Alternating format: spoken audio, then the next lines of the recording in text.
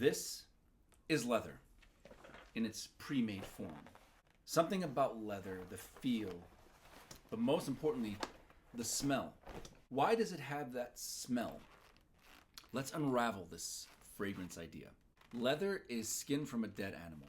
In its natural form, it's not that pleasant. If you want to know what that smells like, go to a butcher shop.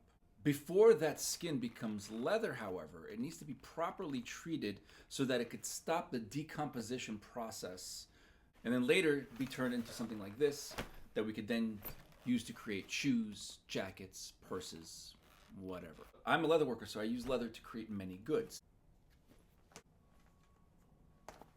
One of the things that I love about leather is its durability, but the other thing is the smell, that distinctive leather smell. But how do they get that smell? It's not a naturally occurring thing. I mean, it comes from a dead animal. It doesn't exactly smell very good. The skin is sent off to what's called a tannery. That tannery puts the skin through a series of chemical processes that stops or significantly reduces the decomposition of the skin to the point where it turns into something that looks like this. Now, there's two forms of tanning, as it's called. There's vegetable tanning and then there's chrome tanning. Veg tanning uses what's called tannins found in nature, usually in trees and in the ground and in other sources. They take these tannins, which by the way are used by trees to stop bacteria, fungi, viruses, the things that cause decomposition. They take these elements, they grind them into a powder, and they stick the skin into a vat where for several months those tannins penetrate the fibers in the skin and stop it from decomposing.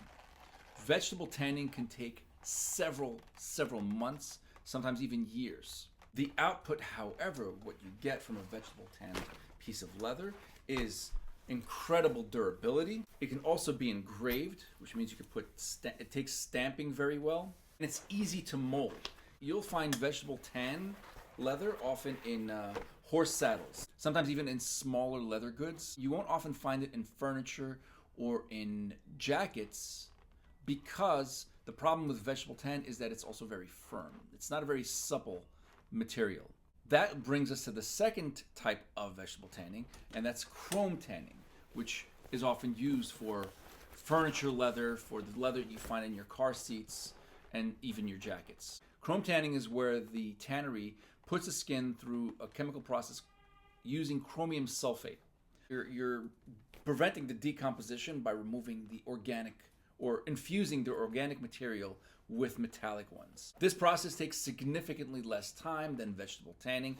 It also makes the leather a little bit more supple. It is often the vegetable tan that people refer to that you do not want to expose to water. Because it's easy to engrave and because it uses natural materials, water tends to do bad things to vegetable tanned leather. However, chrome tanned leather is a lot easier to handle if it's exposed to water. There is another process that was introduced by tanneries where they merge the two. They initiate the chrome tanning process and then they finish it off with the vegetable tanning process. You get the best of both worlds. The most common one is created by a company called Horween.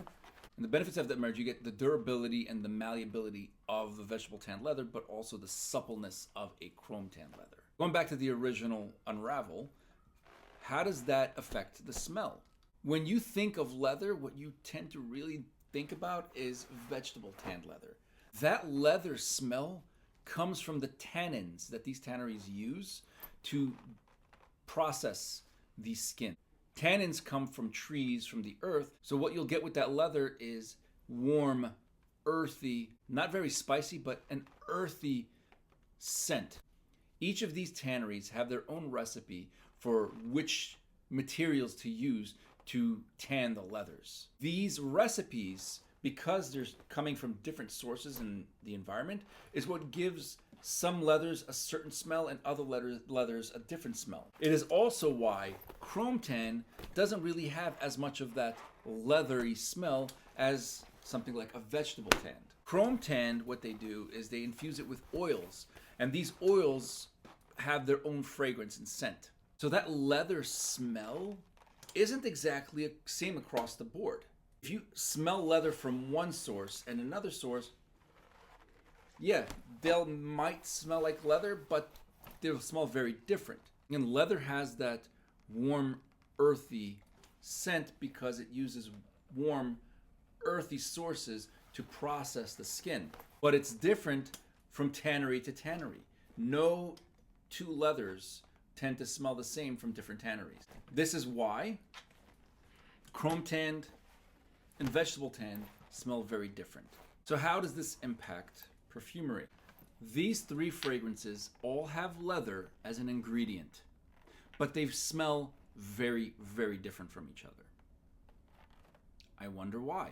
Obviously, it's because there are a ton of other notes that make the composition and the profile of what it is. But that ingredient of leather in perfumery, that is one of those things you want to take with a grain of salt and question, because what does leather smell like? Warm, earthy. But warm, earthy has many variances across the board, and here's the reason why.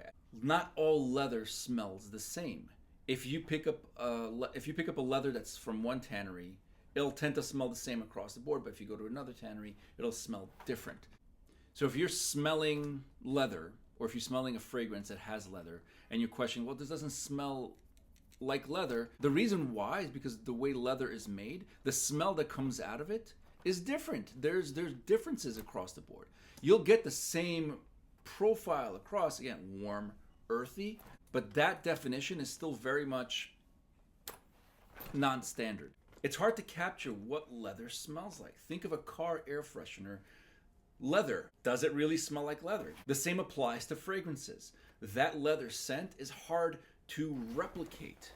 Taking this scent and applying it into a fragrance is difficult, and often comes back with leather smelling differently from source to source. So I hope this helped you a little bit, unraveling the concept of why leather smells the way it does. Maybe even told you a little bit like why leather feels the way it does and looks the way it does. I love leather. It's one of my favorite materials. There are many other things involved in choosing and using leather. With regards to this particular thing, the scent of leather, hopefully this gives you a better idea of that, how it affects your fragrances, and also when you're purchasing leather in the future. Thank you for watching, and I'll see you again.